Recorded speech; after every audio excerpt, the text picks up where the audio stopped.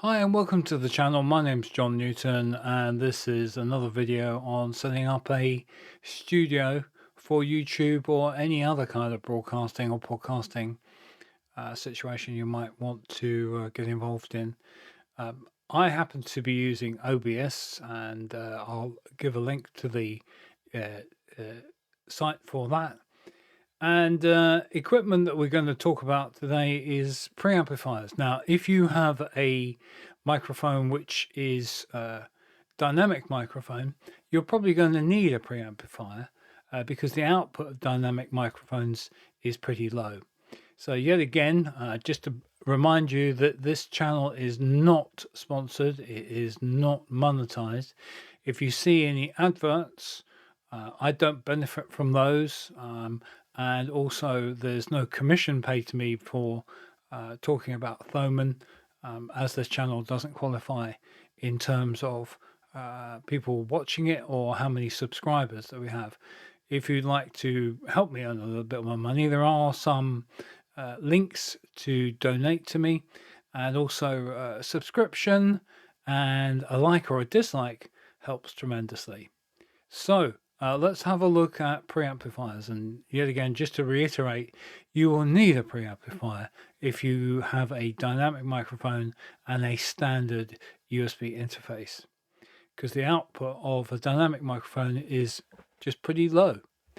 So if we look at these preamps, they come in all shapes and sizes. They come in something which goes in between your microphone, the interface, and the cable.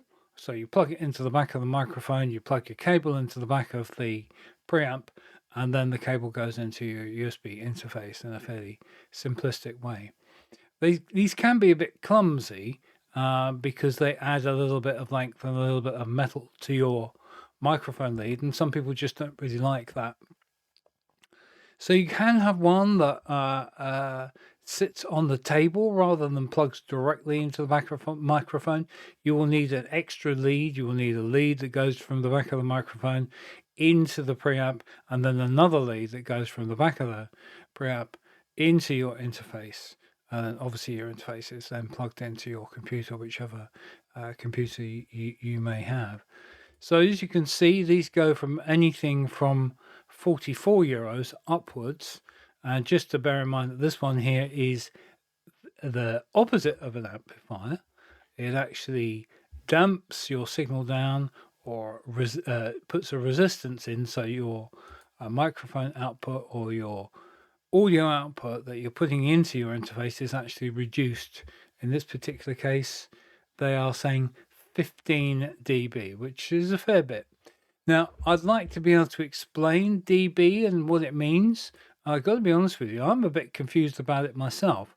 All I know is that maybe 25 dB is about maybe 25% of the level of your microphone, depending on which microphone you've got and depending which interface you've got. You have to balance all the numbers and it can get really confusing.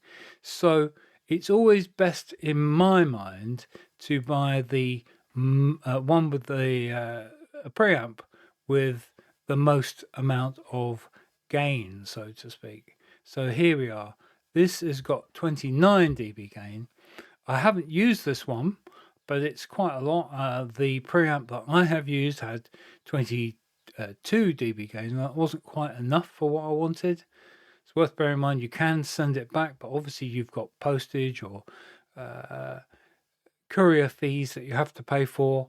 And just bear in mind, if you buy a cheap microphone and a cheap interface, you're probably going to have to add on one of these boosters, one of the preamps, in order for it to work for you properly, in order to get a decent volume. Now you can spend huge amounts of money on preamps. And if we go for some of the most expensive ones, let's have a look here. 5,000 euros. And it calls itself an optical compressor. It must be obvious to you that I'm not an expert in this kind of thing. I'm really not. All I'm trying to do is to go through the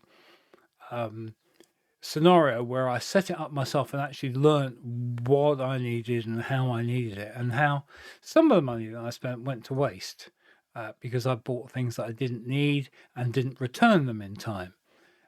Or couldn't use and forgot to return them, or just didn't return them in time. So we just go back to the and there's all kinds of ways of using these interfaces, and some of the terminology I don't use and I don't know about. So there's probably another channel that talks about these interfaces in great depth. If I find one, I'll link to it. But to be honest with you, it is a little bit hit and miss in this situation when you're trying to set up your studio and you're trying to put together a list of equipment. I will at some point put an entire list of equipment that I bought and set up. I'll even put the camera up that I'm using to talk to you through, or you can see me through. Anyway, so my premise here is get the one that has the most amplification, or get a microphone that has a preamp built in, or get a condenser microphone, which you won't, generally speaking, need a preamp for with a USB interface. So fairly short video for this episode. If you have any questions and you would like to help me do some more reviews or some more broadcasts or recordings or YouTube videos, whatever you want to call them, then I will put some donation links up in the description for you. And just bear in mind, yet again, this video is not sponsored. It doesn't have any affiliate links because I just don't qualify. And if you see any adverts, these have been placed by YouTube, and I don't benefit from them.